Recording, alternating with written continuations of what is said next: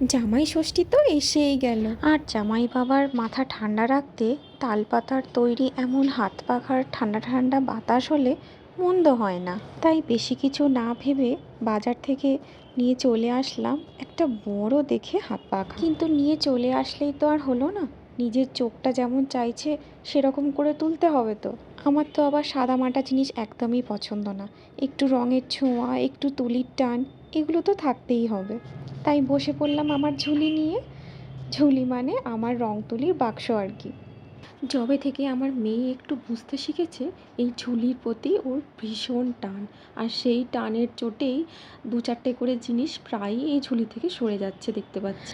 আবার সব কিছু একসাথে করে কাজে বসতে হয় আর কি। জানো তো, আমার একটা বদ অভ্যেস হয়েছে, যখনই কোনো কিছু কোনো শুভ অনুষ্ঠানের জন্য বানাই, তখন লাল, হলুদ, কমলা এই তিনটে রং ছাড়া আর কোনো রং যেন আমার চোখেই পড়ে না। তাই হাত পাখাটিকে এই তিনটি রঙেই ঢেকে দিলাম। রং করার পরে মনে হলো একটু সাদা কলকার ছোঁয়া ছাড়া বড্ড বেমানান লাগছে।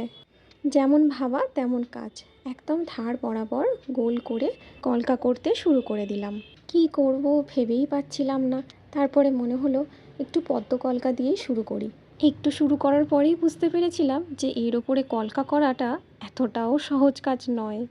আসলে সমান জায়গায় যেভাবে তুলিটা টানা যায়, অসমান জায়গায় তার উল্টোটাই হয়। কিন্তু একবার শুরু করে ফেলেছি যখন, চালিয়ে তো যেতেই হবে এবং শেষও করতে হবে, তাও আবার সুন্দর করে। কলকা বলে কথা, একটু ধরে ধরে তো করতেই হয়। যাই হোক, আমার কলকা বানানোর স্কিল দেখে কেউ যেন আবার হেসে ফেলো না, আমি তো আর কলকা আর্টিস্ট নই। প্রথমটা পদ্ম কলকা করলেও পাশেরটা একটু অন্যরকম করার চেষ্টা করেছি। আরে জানি জানি ভালো হচ্ছে না, কিন্তু আগেকার দিনের সিনেমাগুলোতে ফিতে জড়ানো হাত পাখাগুলো দেখতে আমার ভীষণ ভালো লাগতো। ওই রকমই কিছু একটা বানানোর ইচ্ছা জেগে উঠেছে আর কি। এবার তোমরাই বলো, সেই ইচ্ছাতে জল ঢেলে দিই কী করে? সে যেভাবেই হোক ওই রকম একটা হাত পাখা বানিয়েই ছাড়বো আজকে। আচ্ছা, এবার একটু কাজের কথায় আসি। এখানে যে রঙগুলো আমি ইউজ করেছি সেগুলো হলো ফেভিক্রিল অ্যাক্রিলিক কালার্স। আর একদম প্রথমেই হাত পাখাটিকে পুরো রং করার জন্য একটি ফ্ল্যাট ব্রাশ ইউজ করেছি। আর এখন কলকাগুলো একটা 000 তুলি দিয়ে করছি। এইবার দেখে বলো তো, এই রকমই রাখবো নাকি ভিতরেও কিছু কলকা করব? ও, তোমাদের থেকে আরও একটি জিনিস জানার আছে আমার।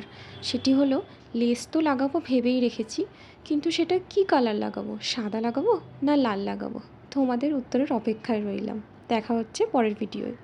আর এই পর্যন্ত রং করার পর পাখাটিকে কেমন দেখতে লাগছে সেটা জানাতে ভুলো না কিন্তু।